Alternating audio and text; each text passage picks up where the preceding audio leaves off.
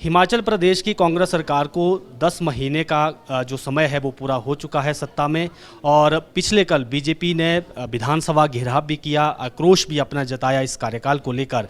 इसी विषय पर बातचीत के लिए खबरें अभी तक के साथ मौजूद हैं बीजेपी प्रदेश प्रभारी अविनाश राय खन्ना, इन्हीं से चर्चा करेंगे। सर, आप खुद भी यहाँ पर आए, विशाल मार्च भी कल हुआ है। इस 10 महीने के कार्यकाल को आप कैसा देखते हैं? हालांकि गारंटियों का जिक्र बार बार हो रहा है और सत्ताधारी दल कह रहा है कि हमने जो प्रमुख गारंटियां वो पूरी कर दी हैं। सबसे पहले तो 10 महीने का जो कार्यकाल है, मैं समझता हूँ जितना लोग इस 10 महीने में प्रताड़ित हुए हैं, 2-3 एंगल से हुए हैं। लॉ एंड ऑर्डर की सिचुएशन जहाँ बहुत ख़राब है, जो संस्थान हमने खोले थे वो बंद किए, उनकी फैसिलिटी सारी विड्रॉ की। देना तो क्या था, जो उनके पास था वो भी खो लिया। 10 महीने में ये काम किया है। एक भी गारंटी उन्होंने पूरी नहीं की। अब ये कहने लगे हम तो 5 साल का वादा किया था। जब स्टेज पे बोलते थे तो उस समय उंगलियों पे गिनते थे कि 10 महीने में हम लोग 1 जनवरी तक इन गारंटियों को पूरा कर देंगे। लेकिन इन्होंने हिमाचल के साथ विश्वासघात किया है, लोगों के साथ विश्वासघात किया है।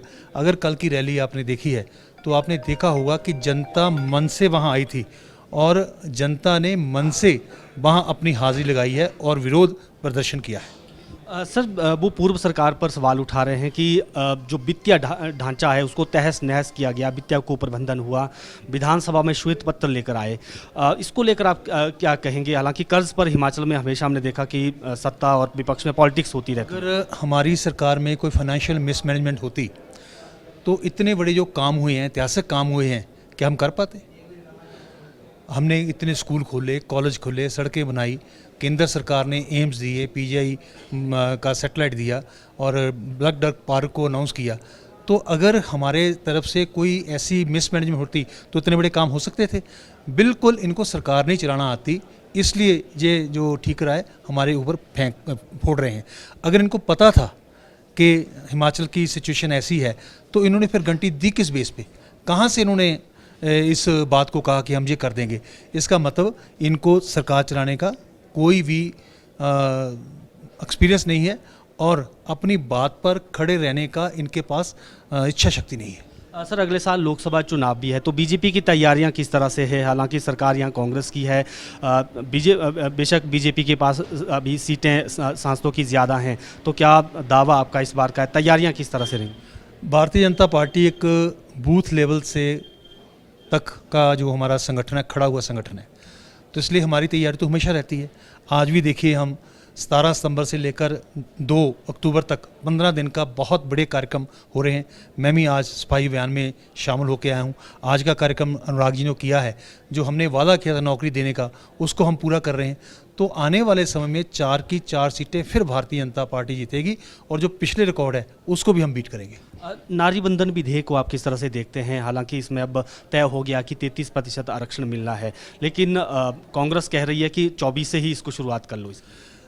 देखिए, पहले भारतीय जनता पार्टी की कमिटमेंट देखिए। जब 33% की बात आई थी महिलाओं के रक्षण की, तो सबसे पहले हमने अपनी पार्टी में दिया। आज पार्टी के पदाधिकारी 33% महिलाएं हैं।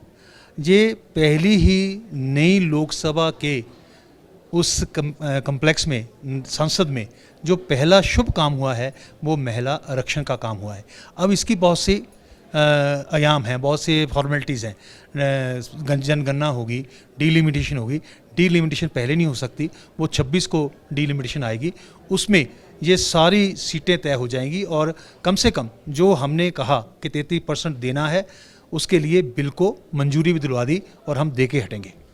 बिल्कुल, ये थे बीजेपी प्रदेश प्रभारी अविनाश राय खन्ना, और इन्होंने कहा कि हमने 33% आरक्षण देने की शुरुआत अपनी पार्टी से की है और अब बिल भी पारित किया गया है लोकसभा में, और उसके बाद विधानसभाओं और संसद में महिलाओं को 33% आरक्षण सीटों में जो है वो मिलेगा। वीडियो जर्नलिस्ट अंकुर के साथ प्रदीप ठाकुर, शिमला।